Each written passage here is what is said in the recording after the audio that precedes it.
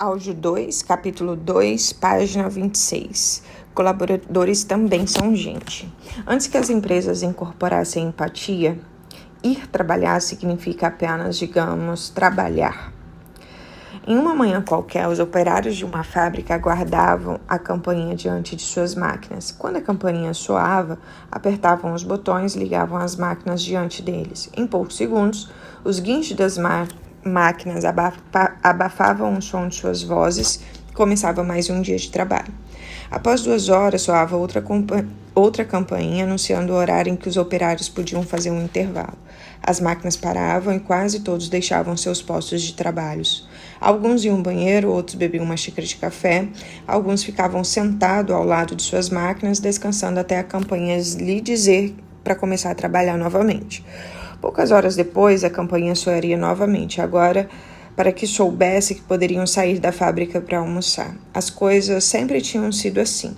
Eu não tinha ideia disso, disse Mike, chefe da equipe de montagem, com um forte sotaque sulista, que trabalhava na Heissing havia 14 anos. Creio que qualquer fábrica teria dito a mesma coisa. Mas as coisas mudaram depois que Bob assumiu a empresa.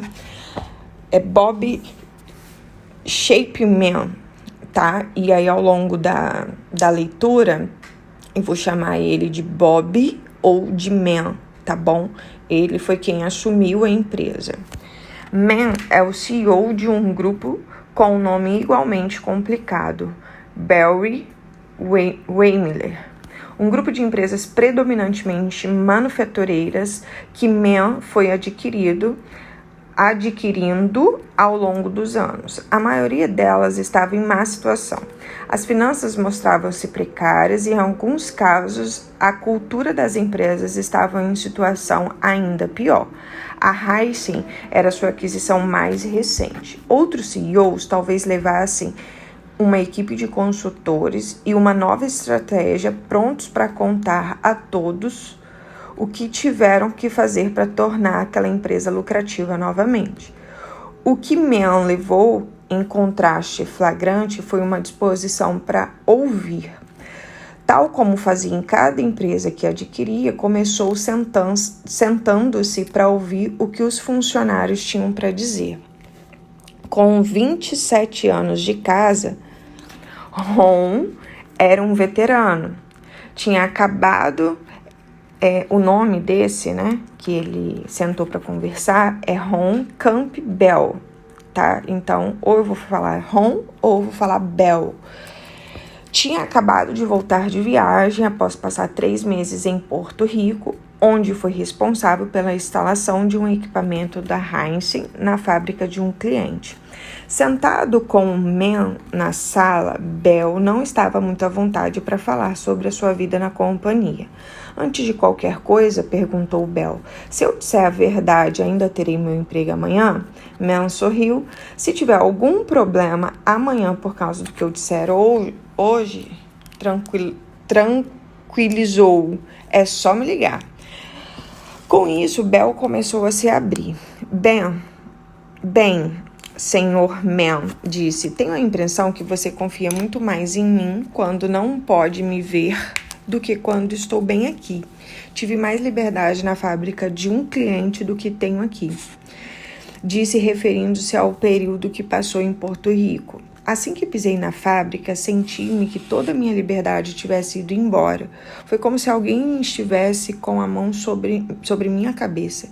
Tive que bater o cartão de ponto ao entrar, ao sair para almoçar, ao voltar do almoço, ao sair do expediente. Não era assim na Porto Rico, nada que Man não tivesse ouvido em outras fábricas. Entro pela mesma porta que os engenheiros, contadores e os funcionários administrativos, prosseguiu Bell. Eles viram à esquerda para ir para o escritório e eu sigo em direção à fábrica. Somos tratados de maneira completamente diferente. Você confia neles a ponto deles decidirem quando vão pegar um refrigerante ou um café ou fazer um intervalo. Você me faz esperar o som de uma campainha. Outros tinham a mesma impressão. Era como se estivessem em 2 companhias diferentes. Por mais que se esforçassem, aqueles que ficavam nas máquinas achavam que a companhia não confiava nele simplesmente porque estavam em pé na fábrica e não sentados diante de uma escrivania. Se um funcionário do escritório precisasse telefonar para casa para informar aos filhos que iria chegar mais tarde, simplesmente pegaria o telefone e ligaria para casa. Na produção, porém, se um operário precisasse fazer a mesma coisa, teria que pedir permissão para usar o telefone pago. Quando Bell terminou, Mann procurou o chefe do pessoal e disse que eles teriam que tirar os relógios de ponto. As campainhas também deveriam ser retiradas. Sem grandes discursos e sem pedir nada em troca, Mann decidiu que dali em diante tudo seria diferente, e aquilo seria só o começo. A empatia seria injetada na companhia e o novo padrão seria o de confiança. Preferindo ver todos eles como seres humanos em vez de operários ou funcionários administrativos, Mann implementou outras mudanças para que todos fossem tratados do mesmo modo. As peças de reposição para o maquinário sempre ficaram trancadas em um depósito gradeado. Se um operário precisasse de uma peça, teria que fazer uma fila na frente desse depósito e pedir a peça desejada a um funcionário específico. Os operários não podiam entrar sozinhos no depósito. Era a forma encontrada pela gerência para proteger a empresa de furtos. Podem ter prevenido de furtos, mas passavam claramente a mensagem de que a gestão não confiava nas pessoas. Mann mandou tirar todos os cadeados e as grades, permitindo que qualquer operário entrasse na área para buscar uma ferramenta que necessitasse. Ele também tirou todos os telefones pagos e disponibilizou telefones da companhia para qualquer funcionário a qualquer hora. Nada de ficha, moedas ou necessidade de autorização. Qualquer um poderia entrar por qualquer porta e visitar qualquer parte da companhia sempre que quisesse. Todos os funcionários seriam tratados do mesmo modo, quer trabalhassem nos escritórios, quer na fábrica. Essa seria a nova normalidade. Mann percebeu que para conquistar a confiança das pessoas, primeiro os líderes de uma organização precisam tratá-las como pessoas. Para conquistar a confiança, devem demonstrar confiança. Não achava que o fato de alguém ter feito uma faculdade ou ser um bom contador tornaria essa pessoa mais confiável que alguém que tivesse um curso técnico ou uma boa habilidade manual. Mann acreditava que na bondade fundamental das pessoas e iria tratá-las como tal. Em um curto período de tempo, a companhia começou a parecer como uma família. O simples fato do ambiente de trabalho ter mudado fez com que as pessoas começassem a agir de maneira diferente umas com as outras. Achavam que faziam parte de um grupo, o que deixou todos mais à vontade, sentindo-se mais valorizados. As pessoas começaram a cuidar dos demais, pois se sentiam bem cuidadas. Esse ambiente de acolhimento fez com que elas passassem a se dedicar com a cabeça e o coração, como Mann gosta de dizer, e a organização começou a prosperar. Um funcionário do departamento de pintura estava enfrentando uma crise pessoal. Sua esposa diabética ia perder a perna.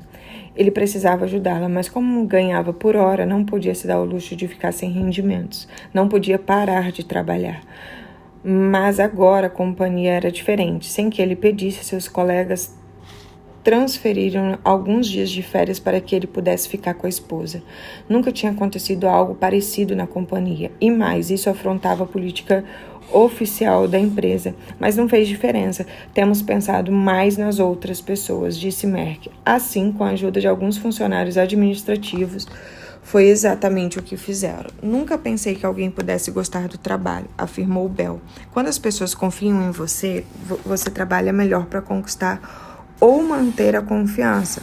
No período de mais de 10 anos, desde que a grade do depósito foi retirada, os furtos passaram a ser desprezíveis. E se um funcionário tem algum problema pessoal, sabe que os líderes da companhia e seus colegas estarão dispostos a ajudar.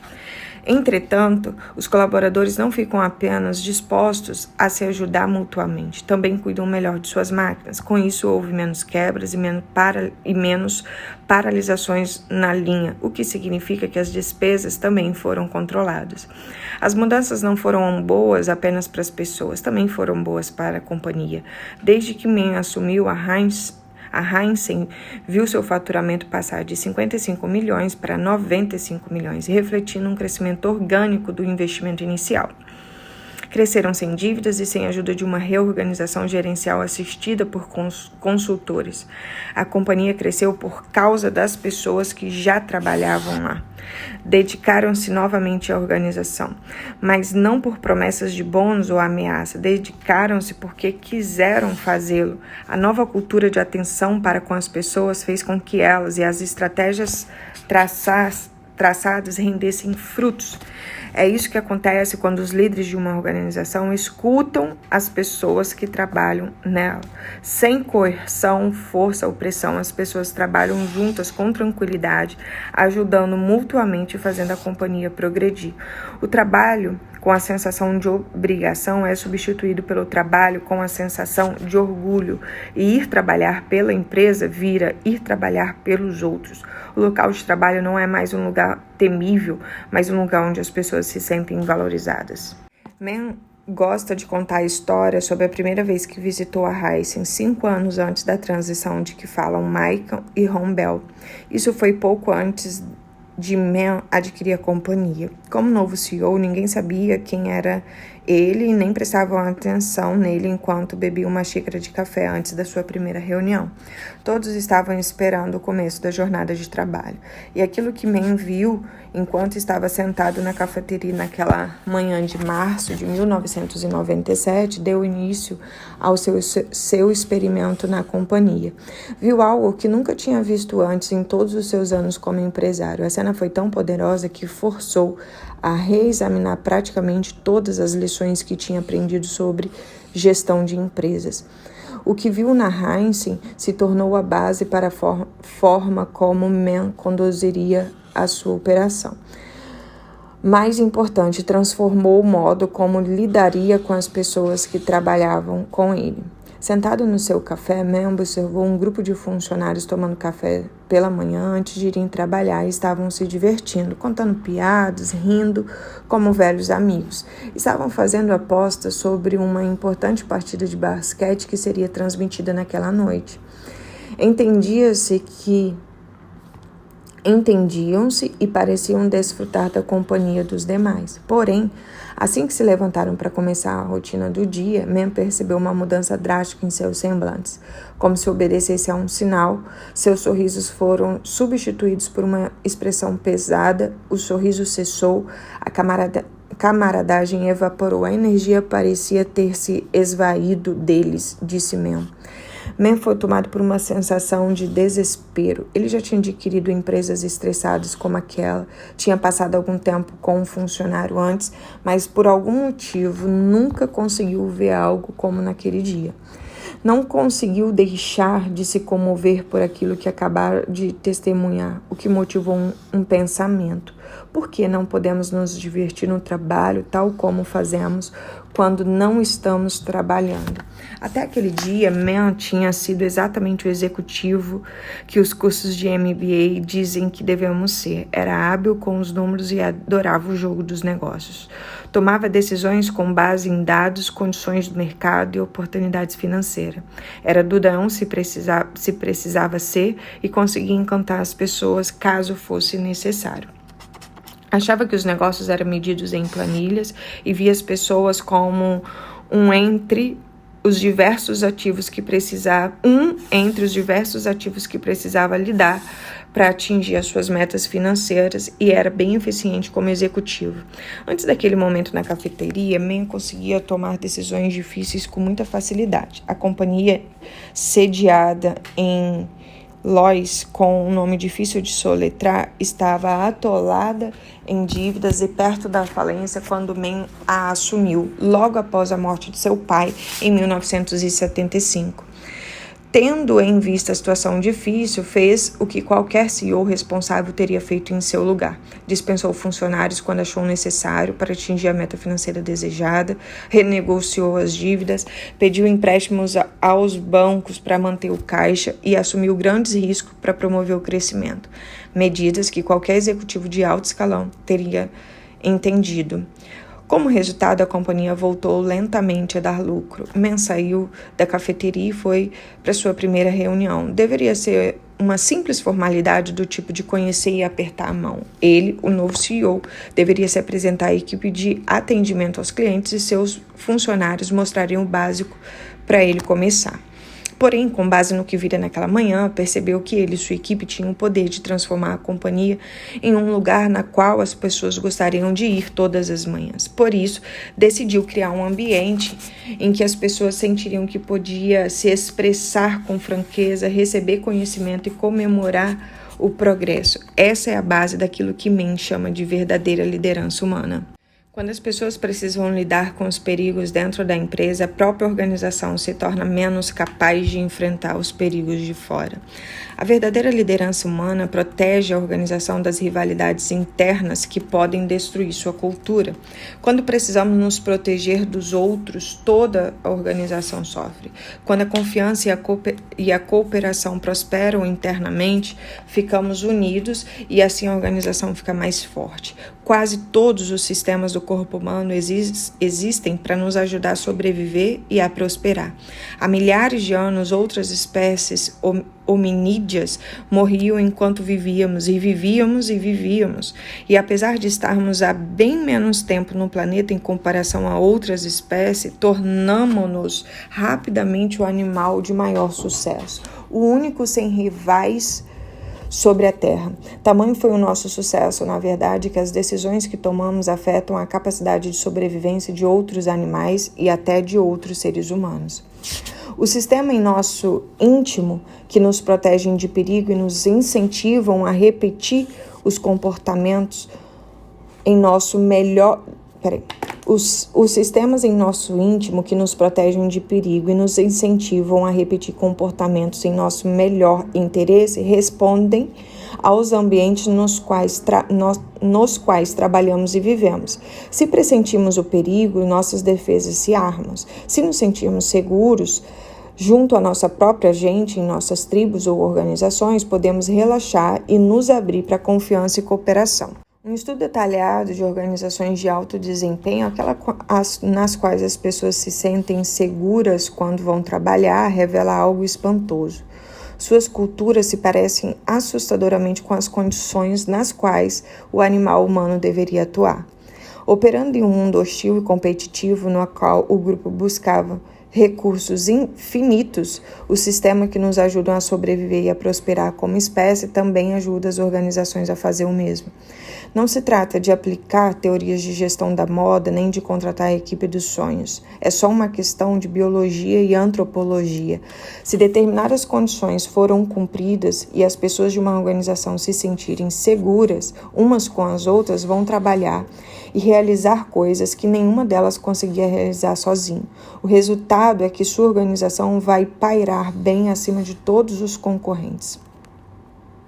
Foi o que Mann fez na empresa. Quase por acaso criou na empresa um ambiente de trabalho e uma cultura que biologicamente obtém o melhor das pessoas. Mann e outros como ele não tentam mudar seus colaboradores, procuram mudar as condições de trabalho, criar culturas que inspiram as pessoas a dar tudo o que tem para dar, simplesmente porque elas adoram trabalhar naquele lugar. Esse livro tenta nos ajudar a compreender por que fazemos o que fazemos. Quase todos os sistemas de nossos corpos evoluíram para que pudéssemos encontrar alimentos, mantermos-nos vivos e fazer a espécie progredir. Contudo, para uma boa parcela do mundo e certamente em todo o mundo civilizado, encontrar alimentos e evitar perigos são coisas que não nos preocupam mais hoje em dia. Não caçamos nem coletamos, pelo menos no sentido do homem das cavernas. No mundo moderno, progredir na carreira e tentar encontrar felicidade e satisfação definem sucesso. Mas os sistemas interiores que guiam nosso comportamento e nossas decisões ainda funcionam tal como fazia dezenas de milhares de anos. Nossas mentes primitivas ainda entendem o mundo à nossa volta em termos de ameaça ao nosso bem-estar ou de oportunidades de encontrarmos abrigo. Se compreendermos o funcionamento desses sistemas, estaremos mais bem equipados para atingir as nossas metas. Ao mesmo tempo, os grupos que trabalhamos também serão mais capazes de ter sucesso e prosperar. Mas, infelizmente, em nosso mundo moderno, tendo em vista os sistemas que desenvolvemos para administrar nossas companhias, o número de organizações que inspiram os funcionários a se dedicar de verdade é minoria. As normas culturais da maioria das companhias e organizações atuais agem, na verdade, contra as tendências biológicas naturais. Isso significa que os colaboradores felizes, inspirados e realizados são exceção e não regra. Segundo o índice de mudanças da Deloitte, 80% das pessoas estão insatisfeitas com os seus empregos. Quando as pessoas nem querem ir trabalhar, o progresso só se dá com muito custo e esforço, e geralmente não dura. Nem nos preocupamos em medir o sucesso de uma empresa em décadas, focalizamos trimestres sucessivos. Um ambiente de negócios com um foco desequilibrado nos resultados de curto prazo e no dinheiro antes das pessoas afeta a sociedade como um todo. Quando nos esforçamos para encontrar felicidade ou um senso de pertencimento no trabalho, levamos esse esforço para casa. Aqueles que têm a oportunidade de trabalhar em organizações que nos tratam como seres humanos e que devem ser protegidos e não como um recurso a ser explorado, chegam em casa no fim do dia com uma sensação intensa de realização e gratidão. Esse deveria ser a regra para todos nós, não só a exceção. Voltar ao trabalho sentindo-nos inspirados, seguros, realizados e gratos é um direito humano natural no qual todos devemos aspirar e não um luxo moderno que apenas um punhado de felizardos consegue encontrar. Mel não transformou sua organização fazendo apenas uma coisa. Foi uma série de coisinhas que com o tempo afetaram drasticamente o modo de operar em sua companhia. Muitas pequenas coisas, algumas com sucesso, outras nem tanto, mas todas focalizadas naquilo que no seu íntimo ele sentiu que precisava acontecer. Só alguns anos depois, durante um casamento, Man conseguiu expressar com mais clareza e em termos mais humanos o que estava motivando as suas decisões, tendo em vista sua tenacidade e paixão pelos negócios, aquilo que Man falava sobre o que faz mudar de curso para surpreender você. A espantosa responsabilidade. Sentados no banco de uma igreja, Man e sua esposa assistiam uma cerimônia de casamento. O noivo estava de pé, fitando sua noiva, que se aproximava. O sentimento de amor que sentiam um pelo outro era palpável. Todos os presentes podiam senti-lo. E então, como manda a tradição, o pai entregou sua filha, sua garotinha, para o seu futuro marido. É isso, compreendeu Man. Um pai que faria qualquer coisa para proteger sua filha entrega cerimoniosamente a responsabilidade desse cuidado para outra pessoa. Após entregar a mão de sua filha, ele vai tomar seu assento no banco da igreja, confiante no fato de que seu novo marido irá protegê-la tal como ele o fez. Numa empresa é exatamente isso que acontece, percebeu Man. Cada um dos colaboradores é filho ou filha de alguém com um pai.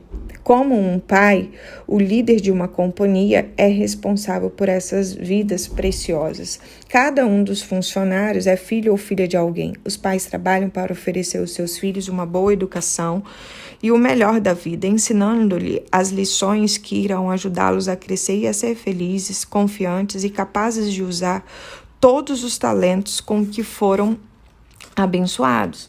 Então, seus pais entregam seus filhos a uma companhia na esperança de que os líderes dessa empresa tenham por eles o mesmo amor e carinho.